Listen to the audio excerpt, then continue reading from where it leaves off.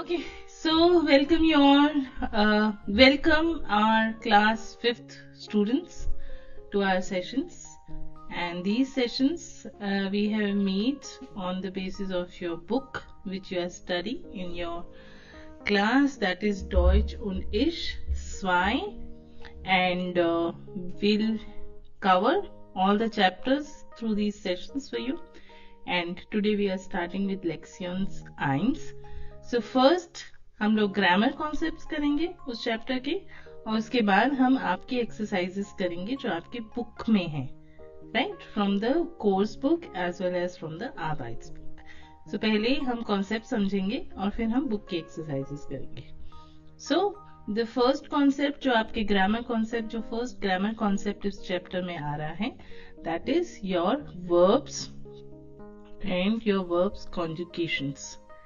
ठीक है, तो वर्ब्स आई एम श्योर आपने 4th क्लास में कर ही लिए हैं. Verbs is always comes at the second position. ये बहुत जरूरी है हमारे लिए जानना जब हम वर्ब्स के बारे में बात करते हैं. फॉर एग्जाम्पल मैंने एक सेंटेंस लिखा है यहाँ पे, Ich lerne Deutsch. अब इसमें अगर जो मैं आपसे पूछूं कि वर्ब क्या है, तो वर्ब हमारी जो हम एक्शन कर रहे हैं, जो हम चीज करते हैं उसको हम वर्ब कहते हैं. For example I am eating, eating is my verb. ठीक है, आई एम ईटिंग वो हमारा सिर्फ ये बताता है कि हम किस समय में उसको कर रहे हैं. अभी आई एम ईटिंग मतलब हम प्रेजेंट टेंस में उसको कर रहे हैं, हम कर रहे हैं उस काम को. ठीक है, सो जर्मन में भी हम लोगों को आइडेंटिफाई करना वर्ब को बहुत इंपॉर्टेंट है. सेकेंड थिंग इज कि आपको पता होना चाहिए कि एक वर्ब जो है एक इन्फिनिटिव फॉर्म वर्ब का है, ये lernen. Okay, which means to learn. Okay, to learn. That is my infinitive form of the verb. Infinitive form of the verb का मतलब that I am not using it with anybody. When we change the verb, verb में changes कब आते हैं? When we are using with the person who is doing this action. For example, English में बोलें तो हम बोलते हैं he learns, I learn. So as per the person हमने उसको verb को end दिया है. ठीक है, वैसे ही प्लूरल में अलग होता है एंड सिंगुलर में अलग होता है. हिंदी में बोले तो मैं खाती हूँ होता है एंड हम खाते हैं होता है. So the person who is eating, we are putting the verb accordingly. हम उसी इंसान के अकॉर्डिंगली हम अपनी वर्ब को लिखते हैं. वर्ब से हमें पता चल जाता है कि कौन इंसान उस एक्शन को कर रहा है. That is something very important for me to know. This is the same concept we need to follow in German also. हमारी जितनी भी verbs हैं, for example, I have listed the verbs which you have in this chapter. That is spielen. Spielen infinitive है, तो मैं इसका meaning लिखूंगी. What is the spielen? Spielen is to play. What is the verb kommen? Kommen is to come. And what is the verb arbeiten? Arbeiten is to work. काम करना is arbeiten. इसका pronunciation देखें, स्पीलन. आई ई जो है कौन सी sound देता है आपको? ई की साउंड देता है, स्पीलन. और यहाँ पे क्या है? आर बाइटन. ई आई की साउंड देता है, आई की साउंड देता है. ठीक है, so we are learning Deutsch, we are doing वर्बन, we are doing the verbs स्पीलन, कॉमन, आर्बाइटन. That is fine. अभी मेरे पास ही इन्फिनिटिव फॉर्म में ये वर्ब्स हैं. What I have to learn? I have to learn when I'm using these verbs with different people. I cannot use the same. I don't say in Hindi also मैं खाता. I have to conjugate it. Conjugations का मतलब क्या होता है? Conjugations का मतलब है the person who is doing this action, you have to put the verb as per the person. Okay. So if I say, if I want to say I play, so I have to, what do I do in German? मेरी all the verbs which comes with ish, which we call first person in German, हम इसको in German नहीं, in generally भी हमारा क्या होता है? I जो है first person है. first person क्यों है? first person क्योंकि मैं अपने बारे में बात कर रही हूँ. ये कैटेगरी ये है कि ish, I am say talking about myself. Yeah, these sentences are about me. That's why I keep it as a first person. Okay.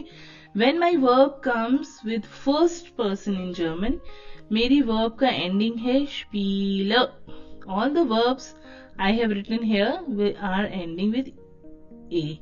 Ich spiele, ich komme, ich arbeite. कोई भी verb आप use करोगे German में, इसके साथ उसको conjugate कैसे करते हैं, उसको हम करते हैं ई एंडिंग के साथ. Every verbs will end with e. Okay, and what is the sound of e in German? That is a. So every verb which I am using with ich, first person के साथ, that is ich spiele, ich komme, ich arbeite, ich koche, ich lerne. Okay, so that means जो हमारी एक concept है conjugation जो इश के साथ है किसी भी वर्ब की, that is E. Now what happens when first person becomes plural. Plural कैसे फर्स्ट पर्सन? अभी क्या है, प्लूरल इज वियर, विच मीन्स मैं और somebody with me, let's say my friends, we are making sentence about ourselves. Again, हम ही अपने बारे में जो सेंटेंस बना रहे हैं, तो इस कैटेगरी को हम बोलते हैं फर्स्ट पर्सन प्लूरल. एक इंसान की जगह बहुत सारे इंसान हो गए जो अपने बारे में बात कर रहे हैं, इसलिए हम उसको फर्स्ट पर्सन प्लूरल बोलते हैं, क्योंकि हम अपने बारे में बात कर रहे हैं. तो इसलिए मैं तो फर्स्ट पर्सन ही हूँ, आई am talking about my self. For example Hindi में अगर जो मैं ऐसे वाक्य बनाऊं या ऐसे सेंटेंसेस बनाऊं तो मैं बोलूंगी हम सब खाते हैं, हम सब यहाँ रहते हैं, हम क्रिकेट देखते हैं, हम सोते हैं, हम पढ़ाई करते हैं.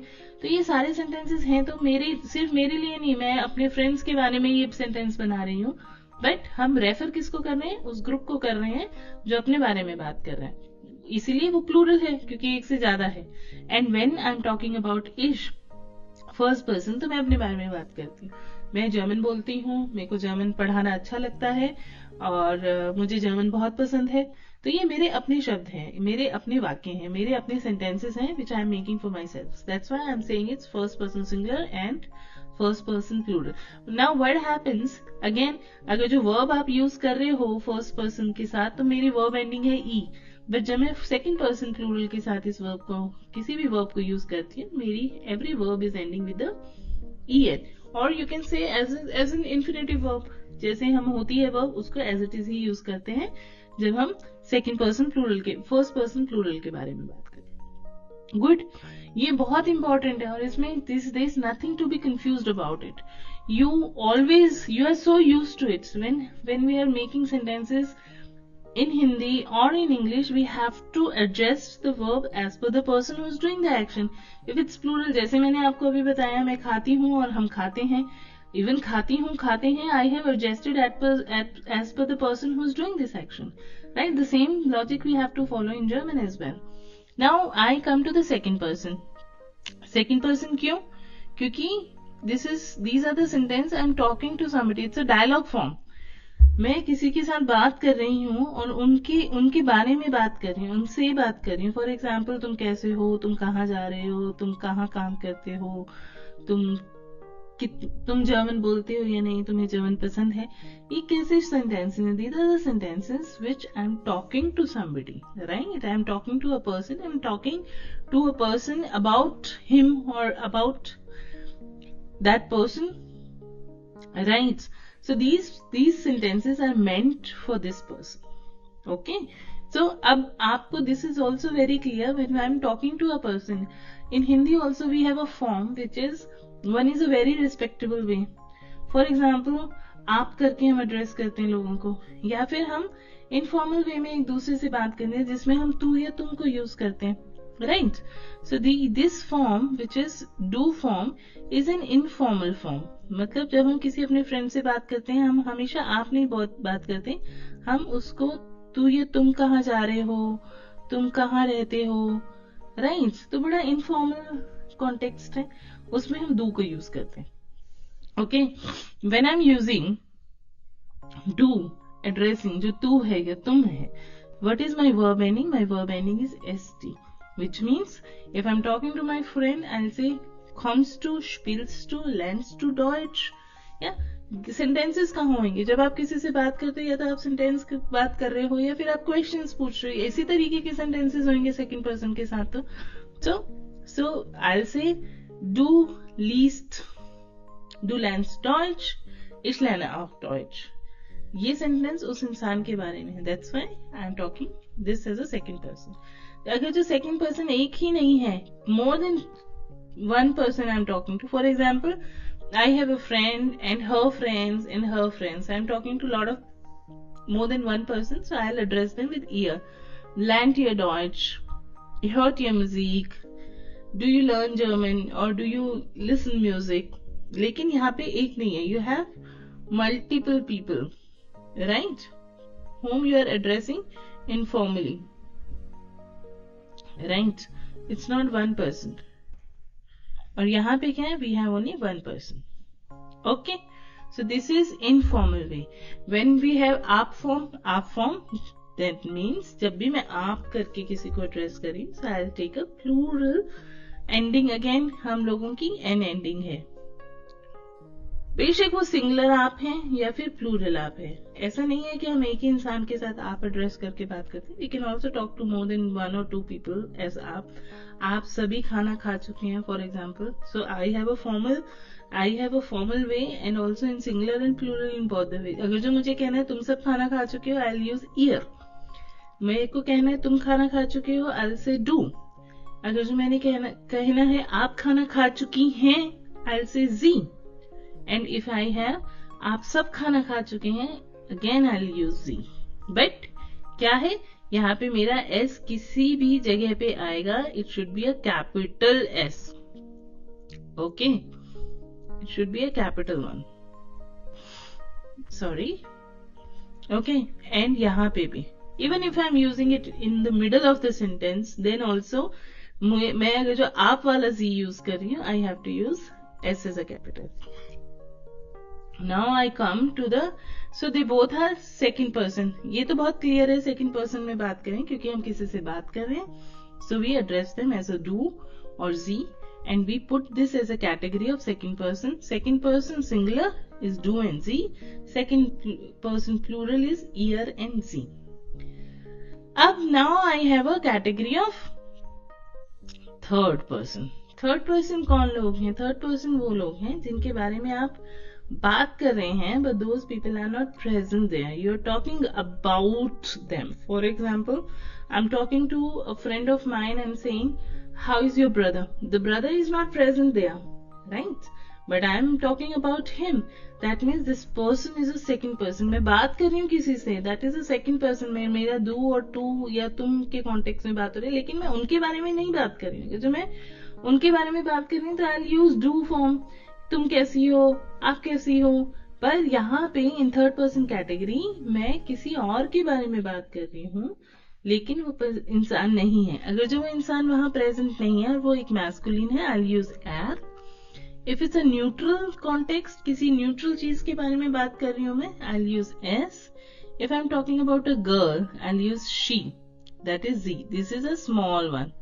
Okay, and if I'm talking about the plural, I'm saying how is your parent, how are your parents doing, that is a plural, then I'll use Z for parent।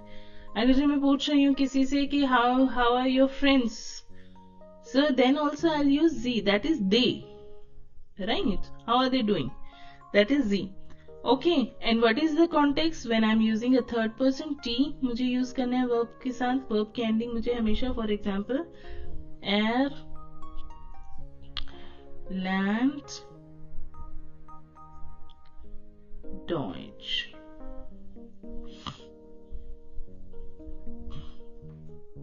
What is my verb ending? T। अगर जो मैं बोलना चाहती हूँ that they learn German, all friends of mine, they are learning German, then I'll say sie lernen Deutsch। I'm sure ये आपने, you must have done it in 4th class as well, sorry, but we need to be very clear with the verbs and their conjugations। That is something very very important। The moment you know them, the moment you know the categories, then you will be able to make the conjugations. You can start making sentences as well. You need to know this is my first person, this is my second person, this is my third person. I am now not a first person sentence, I am making second person sentence. I am making third person sentence. I am making third person plural sentence. And slowly you'll be used to it, that how to use and conjugate the verbs. As per the people who's doing the action, we have to follow the rule of these verbs conjugation. अच्छा, this is also very clear. बहुत easy है क्योंकि बहुत सारे तो same ही है. Every plural is with en ending, right? Only one plural has t ending, and singular में e, st ये भी en ending है और एक t. So क्या change learn करना है? We have to learn ich komme, du kommst, kommt, ihr kommt. 4 categories you need to remember. 4 endings you need to remember. Rest of all the categories have en ending. Right? So this conjugation is very important. यहाँ पे मैंने I have put the conjugation of spielen, kommen and arbeiten. I have already explained you the meaning of spielen, kommen and arbeiten. And then these are the conjugations. Please go through it. In the next class, in the next session, we'll do an exercise on to that. Okay? So see you in the next session.